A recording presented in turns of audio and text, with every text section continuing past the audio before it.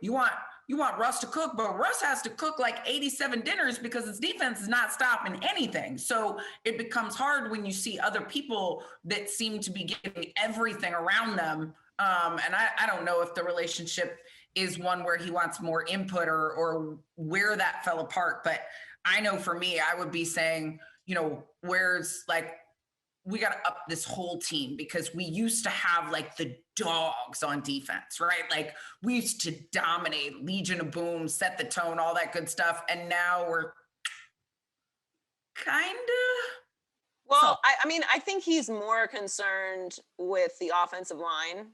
Well, than he is the defensive line. Although I agree with you completely on the defensive side of the ball.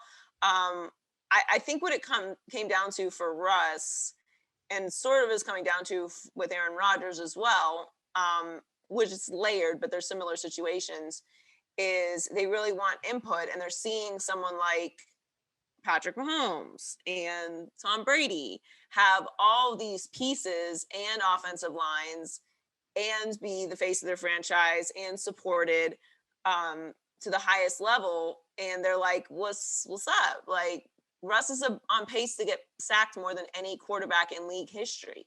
So he has a right to complain a little bit about that. Now, you could argue that, he remixes on plays a lot, so that it's hard to block for someone when you don't know where they are, but it's certainly not all on Russ. Like, we all watch the same games. There's a reason why he feels like he has to do that, because if he felt comfortable in the pocket, he wouldn't be doing that. Right. I don't think it's Russ's goal to be running around for his life. He'd much rather execute and get the ball out on time.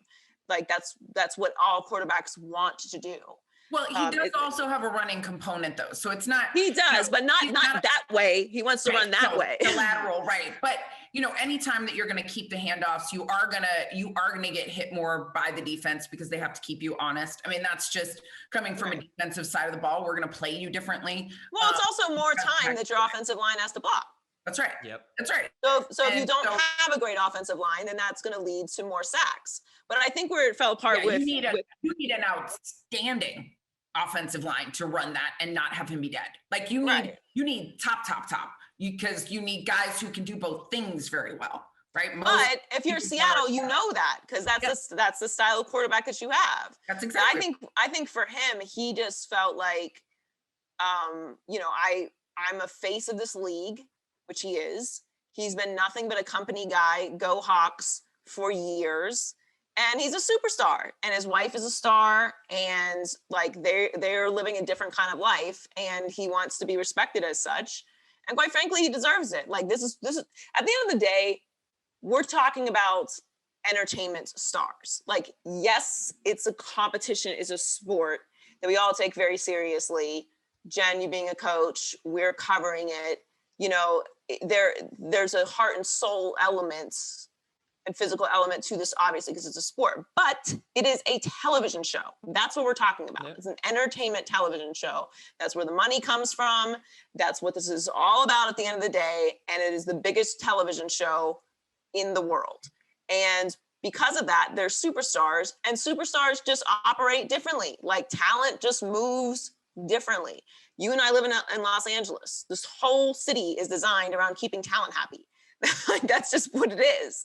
So, and when you think about the power and the influence that NFL quarterbacks have, that's just something that you have to factor in. And I think there's an old school mentality still that exists within not just the NFL, but within sports, that, players are just supposed to be part of the team and just supposed to work real hard and grind away. And if we win, we win. If we lose, we just got to work harder. And yes, that is true.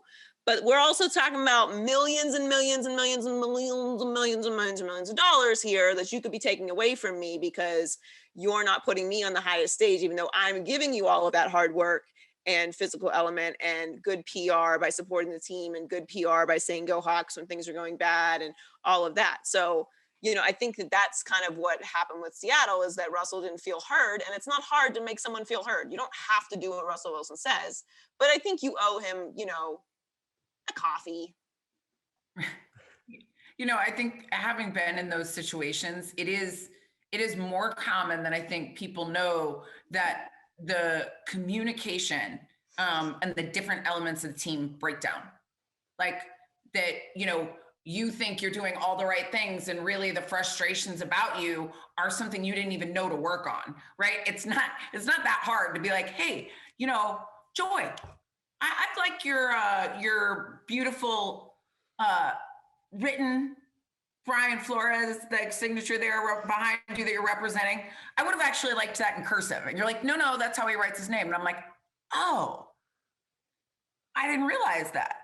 Okay, right? It's like something that you may have just thought was different. And then all you had to do was like talk for 3 minutes as humans and say, hey, this is what it is. And like, oh, well, I didn't realize that was as simple as it was. Because some of those changes where you have input don't have to be huge, right? But feeling heard and feeling like you have a vested interest. I used to ask my defensive linemen for input on the stunts that we were going to put in, or what the blitzes looked like. Hey, did you run this before? Is there anything else we need to think about? Okay. Just because you might have a perspective from having run it from another team. Hey, we did this, but you got to watch out for this. Oh, good. Yeah, we should make sure the linebackers know.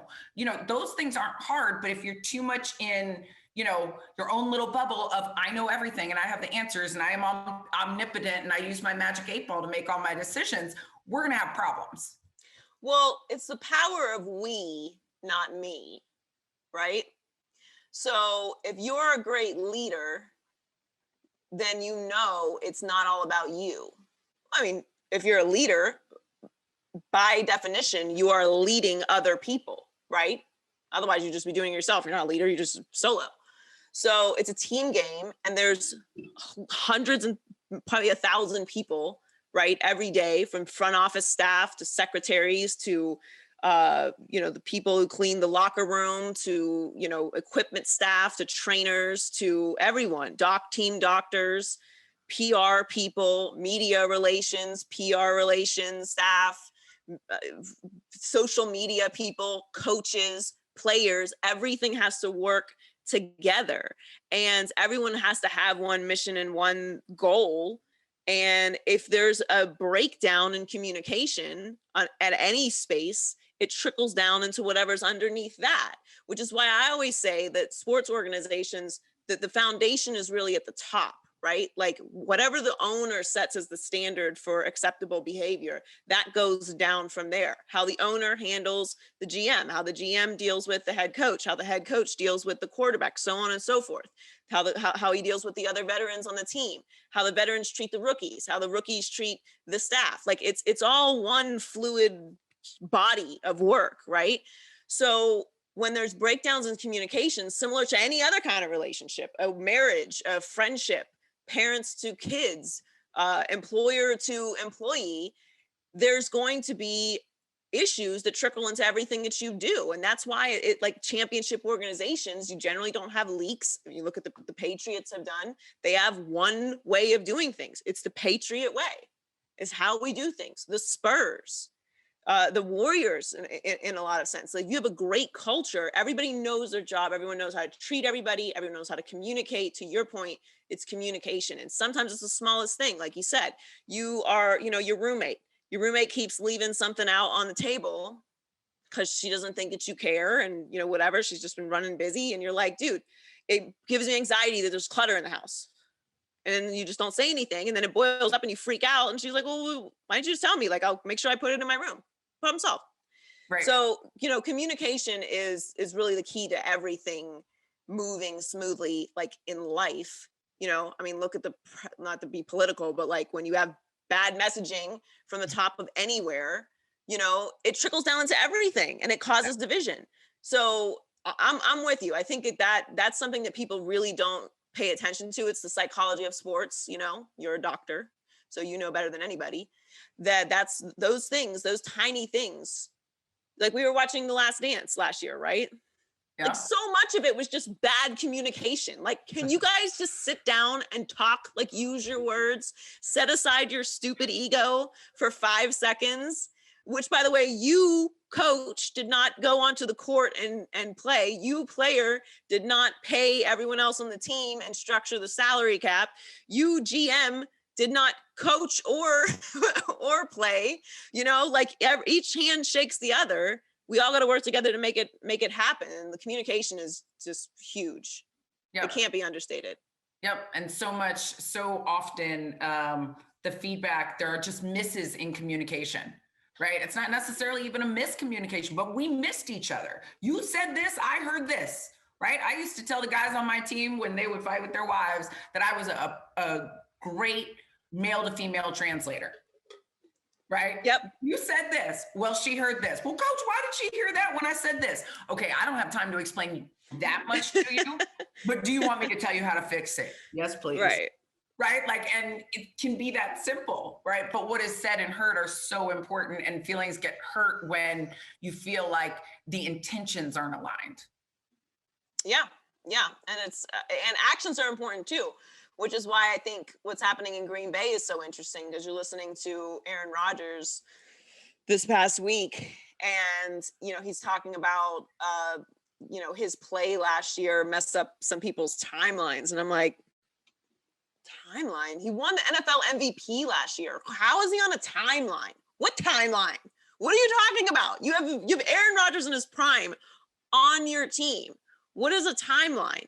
And he's saying that in large part due to the actions of the Green Bay Packers in moving up and drafting Jordan Love last year, who couldn't win the third string job. You know, so it's communication and actions. Jordan Love, Trubinsky, what else? Sorry, but Aaron Rodgers wasn't in his prime the last 2 years before the MVP. I think maybe he should send a little basket to Jordan Love or something for getting back to MVP form, because they were in the NFC Championship game. They were 13-3. They were 13-3 in the NFC Championship game when they drafted Jordan Love. Come on. And Aaron Rodgers didn't play a role in that? He did. But if you watch Aaron Rodgers, oh, he does. I'm on both sides, but if you watch Aaron Rodgers 2 years ago and you compare him to the guy that we saw this year, it looks like two different players. It looks like 2011 Aaron Rodgers.